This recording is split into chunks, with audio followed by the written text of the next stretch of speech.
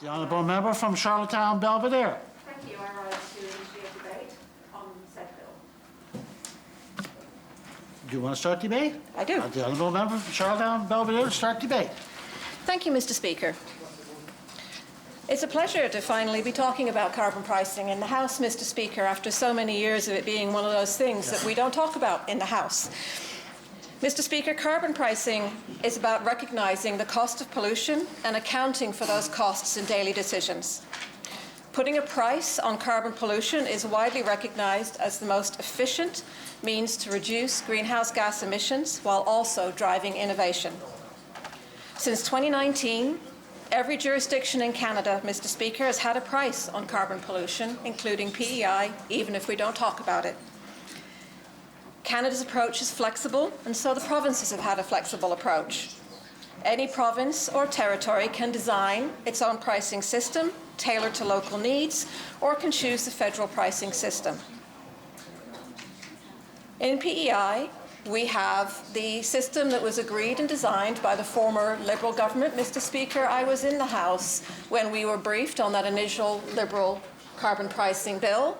I remember the Minister and all of his team coming into our office in the basement, Mr. Speaker, and having to sit on the floor because we didn't have enough space or chairs for everybody.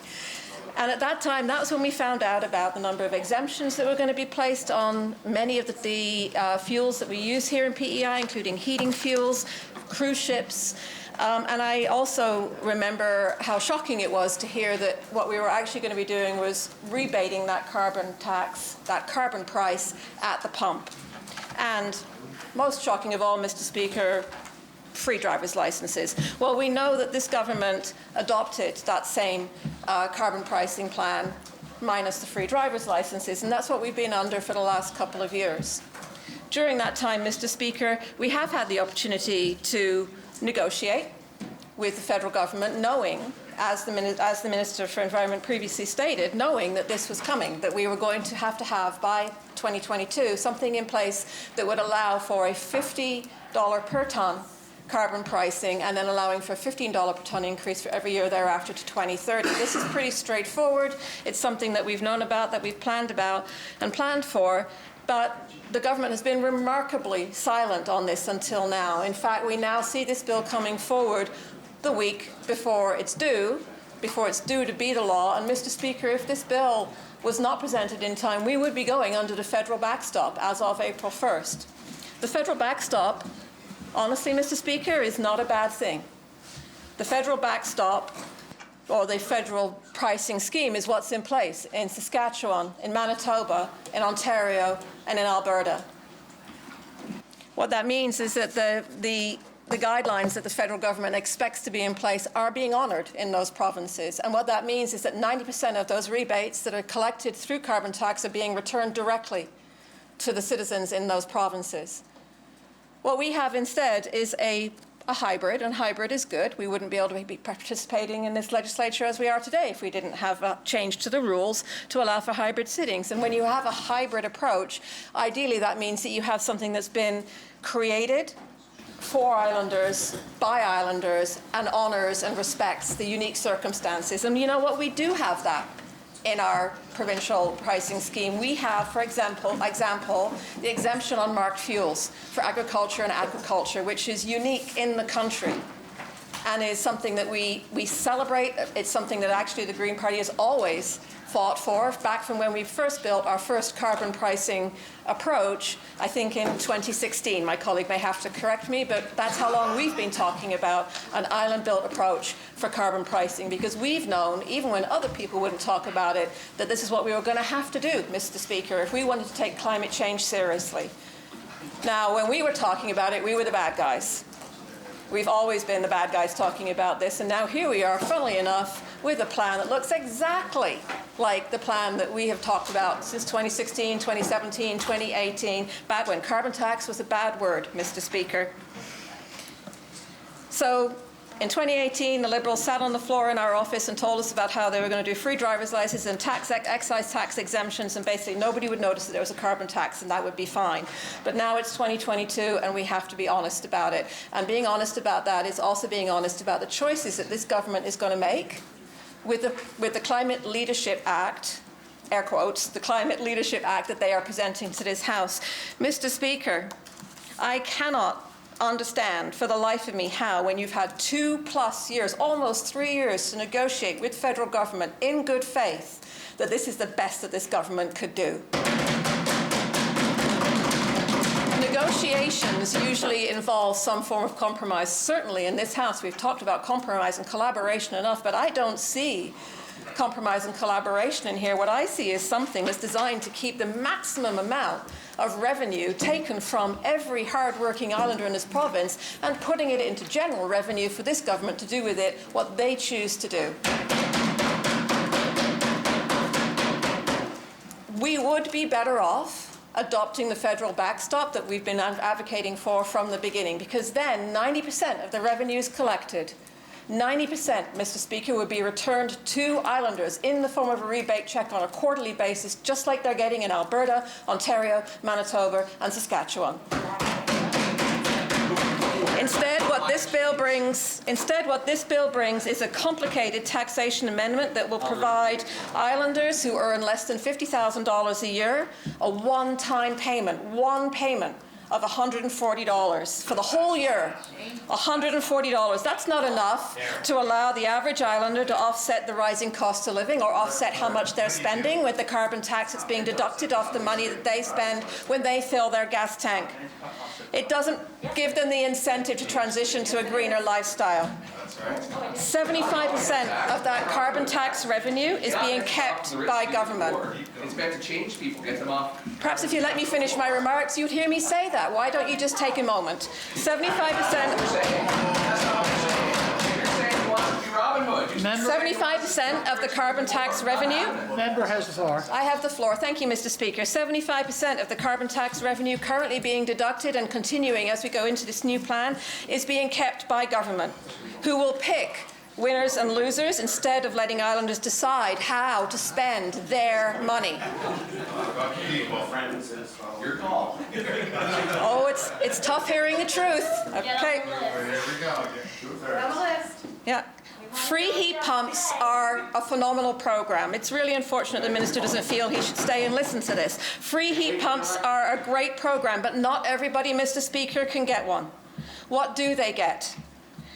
Rebates that aren't accessible to everybody are not equitable. Mr. Speaker, the Green Party is the only party that speaks about equity for all islanders. When we talk about all islanders, we mean everyone.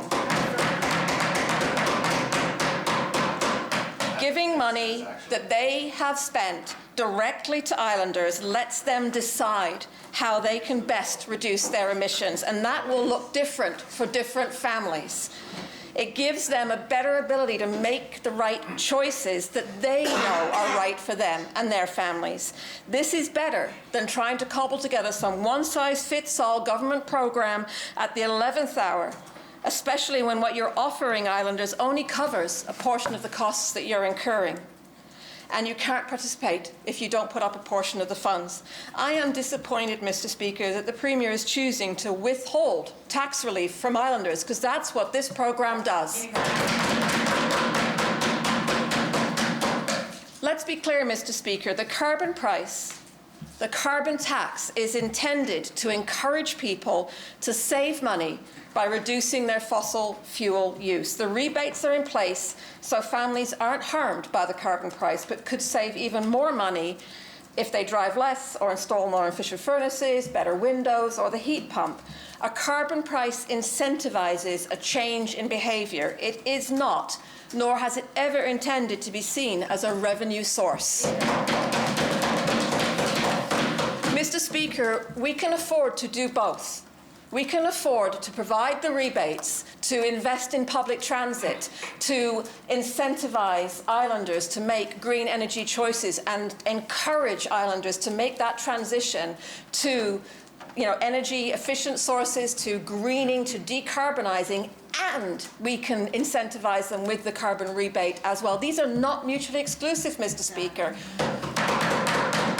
But what is happening, Mr. Speaker, is we are doing exactly what the carbon price is not supposed to do. We are taking that money to fund programs that government decides. That is not how it's supposed to work. It goes against the very nature and concept of carbon pricing, and it is undermining the whole process and thought behind why and how a carbon pricing process works.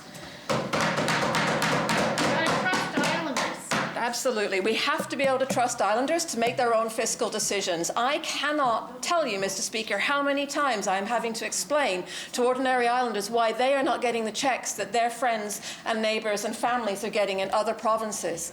How can I explain to islanders that they should be getting $1,000 a year on a quarterly basis, and instead we might give them $140 if they're lucky? That's not any way that I can explain. You know, and this government is on record. This government is on record as saying that they don't trust islanders to be able to make those decisions. They don't trust government, and now we're seeing the proof in the design of these programs. Mr. Speaker, we are able to find money when we want to for just about anything, whether it's an Alliance for Wellbeing at $15 million, whether it's, you know, helping homeowners out with their waste watch fees at $1.5 million. Those are great programs. We can do that and rebate the tax fund. So if we want to have a fund that enables everybody to get who is eligible, but whether they be low income at $35,000 or $50,000 or whatever number we're going to pick, we should fund that from the funds that we have available. Maybe do a little less paving. Yeah. Because if it's really a priority, you make it a priority by showing that and putting your money where it is. But you don't do that by taking the money out of islanders' pockets, Mr. Speaker. We can afford to do both. We can afford to incentivize islanders to make the green transition and reward them with money back in their pockets by returning the revenues from the carbon tax to islanders. I cannot make this any clearer, Mr. Speaker. We have to trust islanders to make their own fiscal decisions, and this plan does not do that. This government does not believe in that. Mr. Speaker, it is very hard to sit in this House and hear day after day how this government speaks for all islanders, how they want to put money back in islanders' pockets, how they listen to islanders when they are not listening to them about this. Carbon tax is a reality. This is no longer up for debate. We are no longer discussing the impact of climate change. We absolutely know we have to do this, and we have less than 8 years, Mr. Speaker. We have less than 8 years to move. We cannot wait any longer. But this approach in this legislation is actually going to make it more difficult, because without that extra money going back to islanders, they can't make those choices.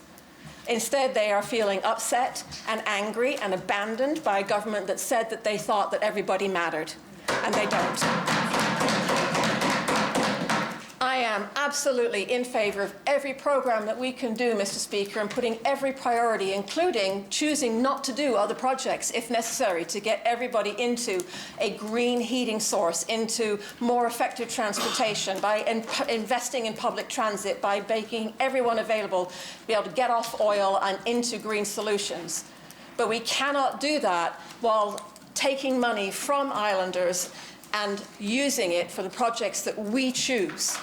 We have to give people both, and we can afford to do that if we choose to make it a priority. This legislation does not. I look forward to hearing from other colleagues their thoughts about the carbon tax, including my colleagues from the third party, who may have some explaining to do about whether they are in favour of taking money out of islanders' pockets and not giving it back. But, Mr. Speaker, we also have the debate when we come to the legislation on the floor. What I am hopeful for is that it will be very clear how government intends to spend that money and is able to clearly demonstrate how they are going to make it as equitable as possible, because right now, Mr. Speaker, this is not about all islanders. This is not about being fair. This is not about taking care of everyone. It's not about thinking that everyone deserves the same.